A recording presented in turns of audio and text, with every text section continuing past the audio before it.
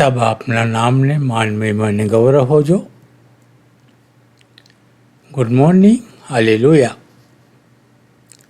હું રમેશ સતારોત અમારી આ ગુજરાતી બાઇબલ રીડિંગ ચેનલ પર આપ સર્વનું હાર્દિક સ્વાગત કરીએ છીએ, આવકાર કરીએ છીએ. નિત્યક્રમ મુજબ આજના વચનોમાં આપણે જવાના છે અને આજના વચનો ગીતશાસ્ત્રનું પુસ્તક અને તેનો 105મો અધ્યાય છે. આ વચનોને સમજવાને માટે, પોતાના જીવનમાં ઉતારવાને માટે ધન્ય પિતા બાપની સમક્ષ આપણે જઈએ, પ્રાર્થનાઓ કરીએ. તેને માટે પિતા બાપ આપણી સહાયતા મદદ કરે, તેને માટે આપણે પ્રાર્થના કરતા આજના વચનોમાં જઈશું. જો હજુ સુધી તમે અમારી આ ચેનલને સબસ્ક્રાઈબ ન કરી હોય તો સબસ્ક્રાઈબ કરો, પોતાના ગ્રુપ કે મિત્ર વર્તુળમાં શેર કરો અને સાથે સાથે લાઈક પણ અવશ્ય કરજો. તમે કોઈ તમારી વિનંતીની પ્રાર્થના કરવા માગતા હો તો તમે પ્લીઝ અમને જણાવજો, કોમેન્ટમાં લખજો કે અમે અમારી પ્રાર્થનાઓમાં એ વિષયોને ધરી રાખીશું અને તેને માટે પ્રાર્થના કરીશું. કેમ કે પિતા બાપે કહ્યું છે કે તમે માગો તો તમને મળશે, શોધો તો તમને જડશે અને ઠોકો તો તમારે સારું ઉગાડવામાં આવશે. આ વિશ્વાસ સહિત આપણે પ્રાર્થનામાં જઈએ અને આજના વચનોમાં જઈએ. પ્રાર્થના કરીશું. કે સર્વશક્તિમાન અમારે મહાન પરમેશ્વર પિતા, અમે તમારો પુષ્કળ આભાર માનીએ છીએ બાપ કે તમે અમારા જીવનમાં સુંદર દિવસ આપ્યો અને સુંદર સમય આપ્યો છે તમારા પવિત્ર જીવન વચન વાંચવાને માટે.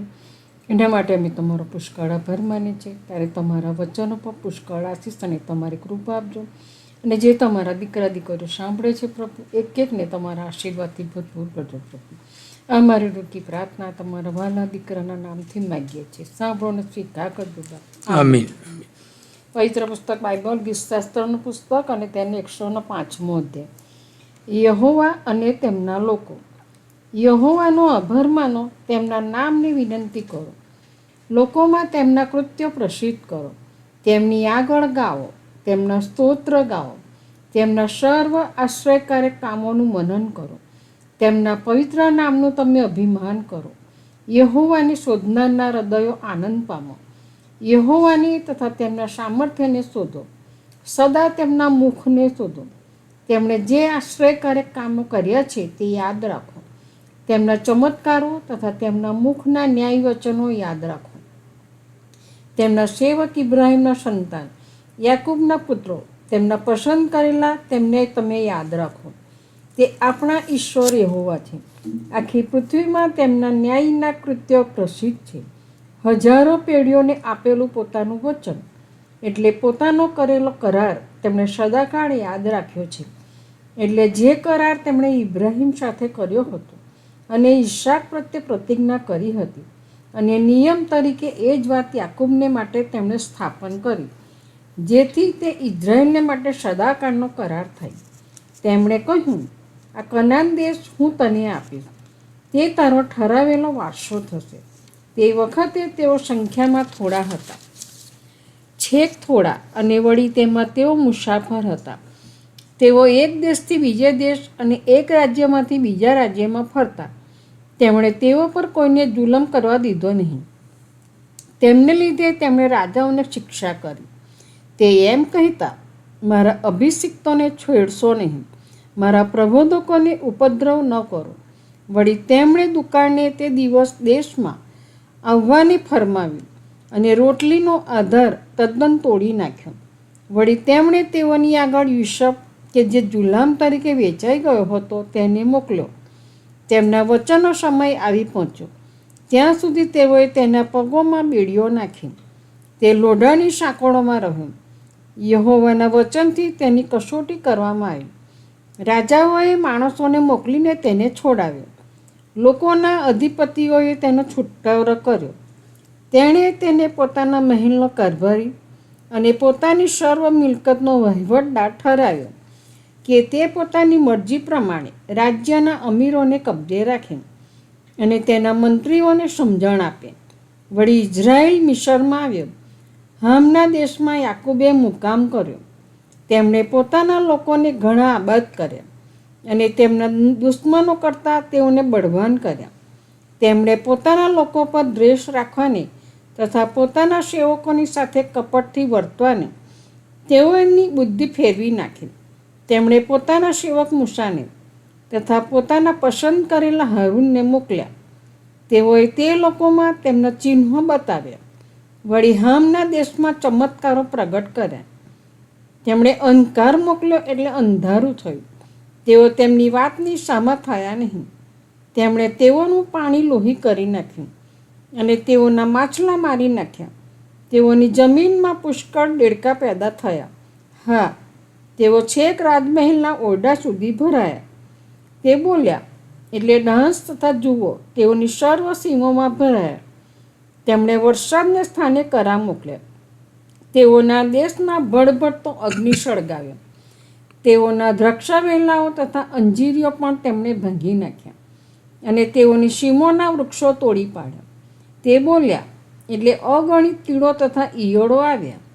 તેઓ તેઓના દેશની સર્વ વનસ્પતિ ખાઈ ગયા અને જમીનના સર્વ ફળ ભક્ષ કરી ગયા.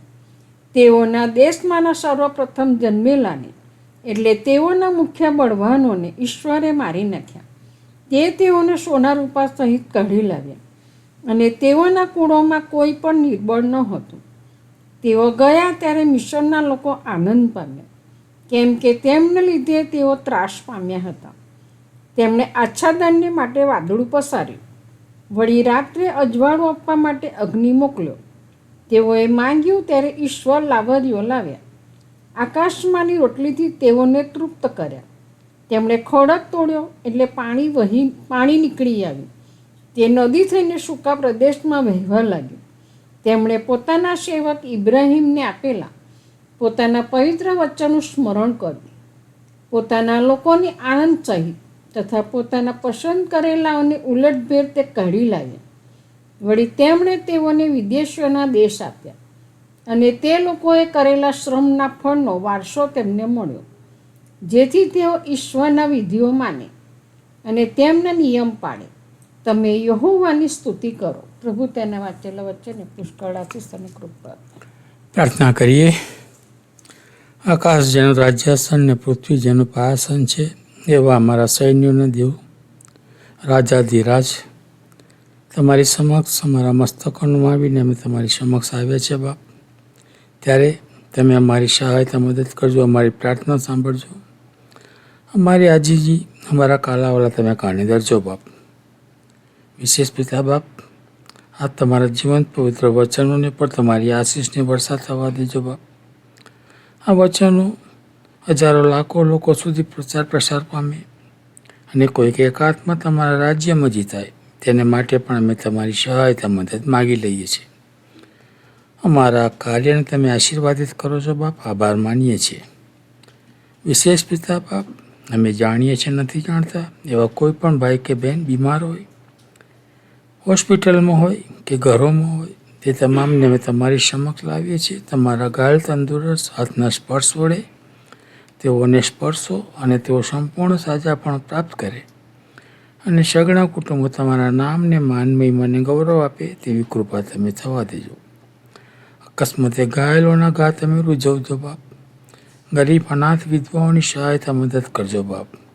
વિશેષ પિતા બાપ, દીકરી નીલમ જે આણંદમાં છે અને તેને એક્સિડન્ટ થયેલો છે, ત્યારે પિતા બાપે દીકરીના માટે પ્રાર્થના કરીએ કે તેના ઘાને તમે સ્પર્શ કરો અને દીકરીને સંપૂર્ણ સાજાપણ પ્રાપ્ત થઈ કૃપા તમે થવા દેજો. વિશેષ જે કુટુંબોમાં રણે પ્રવેશ કર્યો હોય પિતા બાપ, એવા કુટુંબને તમારા આત્મિક દિલાસાથી ભરપૂર કરજો. એ કુટુંબની સાથે અને પાસે રહેજો, કુટુંબની સહાયતા મદદ કરજો.